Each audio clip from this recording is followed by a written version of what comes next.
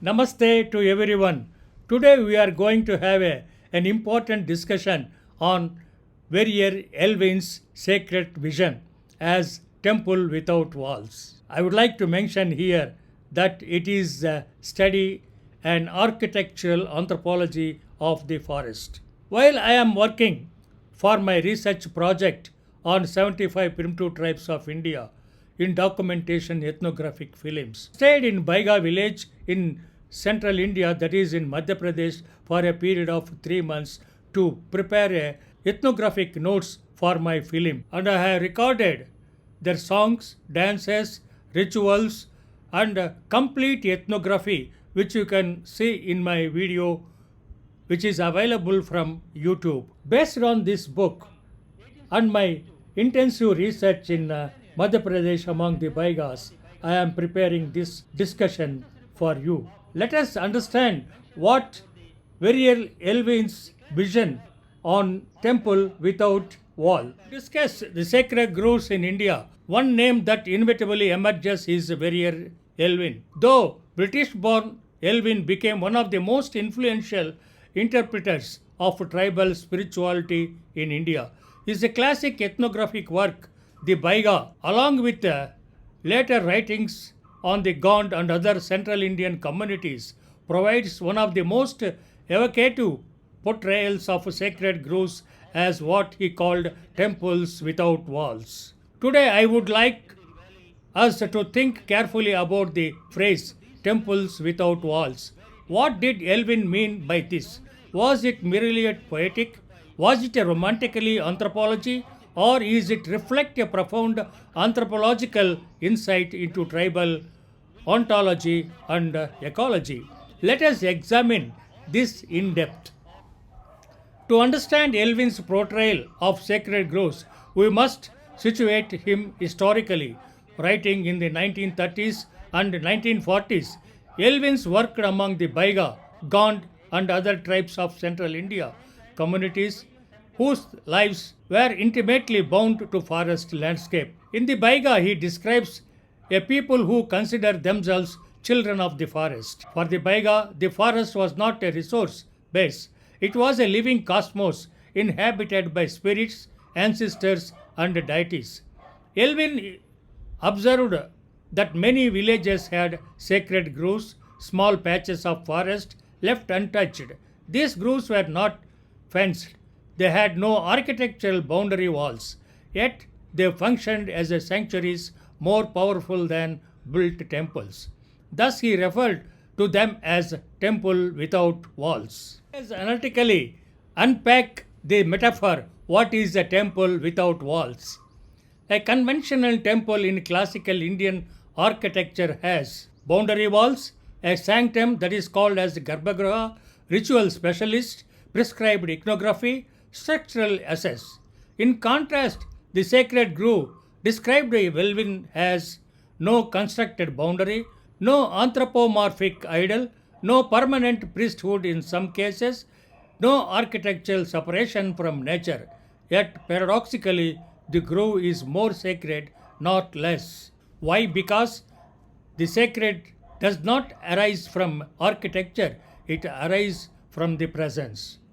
In Elwin's ethnography, the deity is not housed in stone, the deity is immanent in the trees themselves. The grove is not symbolic, it is ontologically inhabited. Elwin records that among the Baiga and Gond, specific trees were believed to house spirits, village deities, ancestral forces, or territorial guardians. These were not decorative beliefs, they structured behavior. That is, cutting trees with the grove was a taboo. Entry during certain periods was restricted. Rituals offerings were made at the base of the tree. Seasonal festivals centered around grove worship. The tree was not merely a sign of the deity, the tree was the dwelling of the deity. This transformation, our understanding of sacred space in Elwin's portrayal, nature itself becomes a architecture. That is, the trunk is the pillar, the canopy is the roof, the clearing is the sanctum. Thus, temple without walls is not a metaphor alone. It is an architectural anthropology of the forest. Cut here. Elwin may not have used the language of modern ecology as explicitly as later scholars like Madhava Godgil, but his observations reveal clear ecological consequences. Because the grove was sacred, biodiversity was preserved, old growth trees survived, wildlife found refuge, micro ecosystem flourished. Sacred belief functioned as a environmental regulation. Importantly, Elwin did not portray this as a conscious conservation policy. It was not scientific forestry, it was a devotional ecology. One of the Elwin's strength was his attention to the emotional and aesthetic dimensions of the forest life. He describes ritual dance in the grove offering under ancient trees and a sense of how associated with entering sacred forest patches. The sacred grove was not merely a religious duty, it was an emotional experience. The student must notice how Elwin portrays the forest as beautiful, fearsome, protective, mysterious. The grove evokes reverence not because of doctrinal theology, but because of sensory immersion. Sounds of birds, filtered sunlight, and ancient trunks. Sacredness here is experiential. Look into the critique. Was Elwin romanticized? Modern anthropology must also critically engage Elwin. Some scholars argue that romanticized tribal life, portraying it as a harmonious and spiritually pure. He sometimes contrasted tribal ecological sensitivity with the destructiveness of modern civilization. This can risk idealization. Therefore, when discussing temples without walls, students must be asking, was Elwin projecting his own environmental ideas? Did he overlook internal social conflicts? Did colonial context influence his portrayal? However, critique does not negate ethnographic value. His detailed documentation of rituals, taboos, and beliefs remain invaluable. In Elwin's accounts, the sacred grove is not only religious but moral. Violation of grove taboos could bring illness, crop failure, spirit possession, communal misfortune. Thus, ecological destruction became a moral transgression. The grove enforces ethics. In modern environmental law, violation leads to fines or imprisonment. In tribal system, violation leads to cosmological imbalance, which is more powerful than the modern environmental law. In this table, I have made an attempt to look into the built temple and sacred grove, that is without walls, differences. Built temple was constructed by humans. Sacred groves are grown by nature. Built temples have idol cantered. Sacred groves tree centered. Built temples architecturally bounded. Sacred groves ecologically bounded. Built temples have priest mediated, whereas sacred groves have community mediated. Built temples codifies ritual manuals, whereas sacred groves oral traditions. Elwin's phrase subtly challenges architectural religion. It suggests that spiritually does not require masonry. In fact, walls may limit sacredness, forests expand it. Elwin's deeper anthropological insight is that the forest is not a background, it is a cosmos.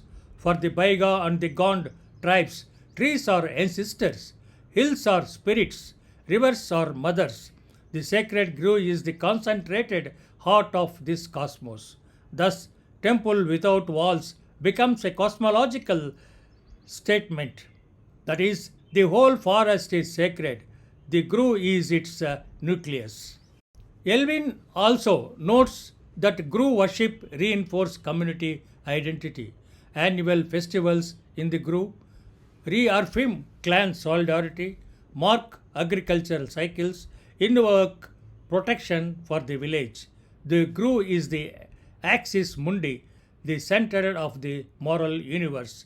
Without it, identity fragments. Concluding, let us review the discussion which you have made so far. When Verrier Elwin described sacred grove as a temples without walls, he was not merely being a poetic. He was identifying a radical different concept of sacred space, one where nature is not separated from divinity. Trees are not symbols but presences.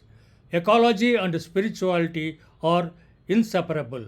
Protection arises from belief, not by bureaucracy. For anthropology, this concept invites a shift from studying a religion as a doctrine to studying a religion as ecological practice. For the students, this lesson is a profound because sacred groves are not primitive leftovers, they are alternative civilizational models.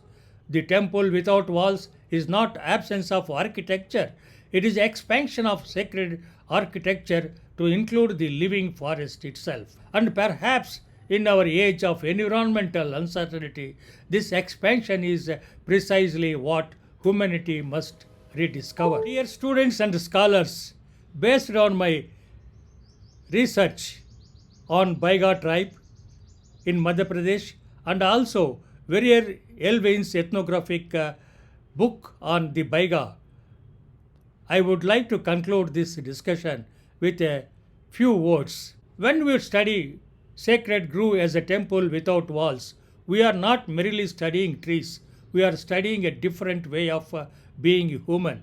Scholars like Verrier Elwin showed us that for many tribal communities, the forest was not a resource to be exploited, but a presence to be revered. As anthropologist, your responsibility is twofold: to think critically and to feel respectfully.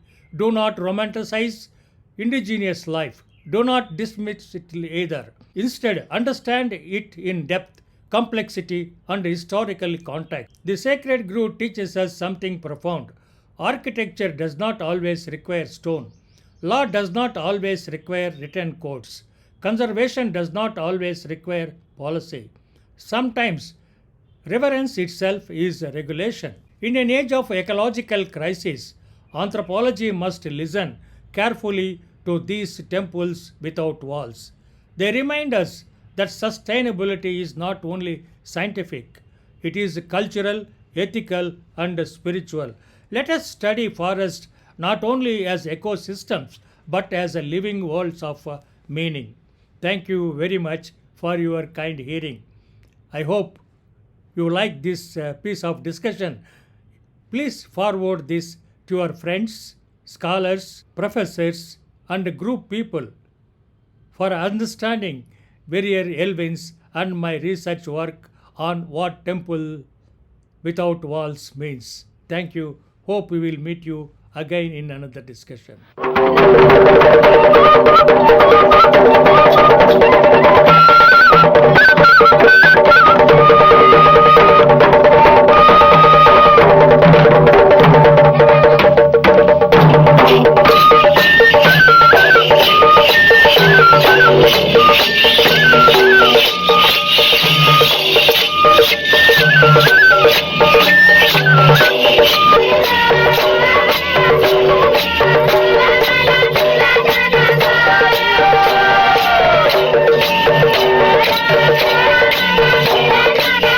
और जो सियाने लोग जो हैं, जवान लोग जो हैं, बीच में खड़ा होकर के वो कर्मा शुरू कर देते हैं। अच्छा। और ये मांदर का थाप जो है सारी बाज के ऊपर में चलते हैं, फिर उसी के धुन में फिर डांस करते रहते हैं। अच्छा।